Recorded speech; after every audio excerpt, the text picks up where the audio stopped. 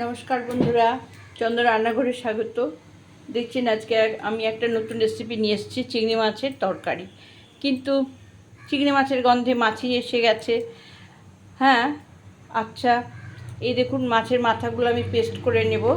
আর এই দেখুন, এই যে চিংড়ি মাছ, হ্যাঁ, এই আলু পেঁয়াজ আর আদা রসুন পেঁয়াজ দিয়ে কাঁচা লঙ্কা দিয়ে পেস্ট করে রান্না হবে। হ্যাঁ, জিরা গরম মশলা দিয়ে। দেখুন এগুলো এই শুকনো লঙ্কা কিন্তু নিতে হবে, লাল লাল শুকনো কাঁচা লঙ্কা আর কি। আচ্ছা, আমি এবার কড়াতে তেল দিয়ে দিলাম, দেখছেন তেল। হ্যাঁ, মাছটা আমি আগেই ভেজে রেখেছি। এবার জিরে সোমবারা দিলাম, দিয়ে আমি একটা পেঁয়াজ দিয়েছি, তার মধ্যে আধা পেঁয়াজ এর মধ্যে দিয়ে দিলাম। আর দিয়ে আর আলু দিয়ে এটা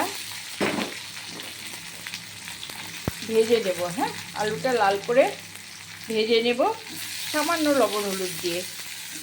দেখুন, এই জিরে সোমবারা দিয়ে আর পেঁয়াজ সোমবারা দিয়ে আলু আর এটা একটু লবণ দিয়ে আর সামান্য হলুদ দিয়ে, আর হলুদ পুড়ে গেলে ভালো লাগবে না, দিয়ে আমি এটা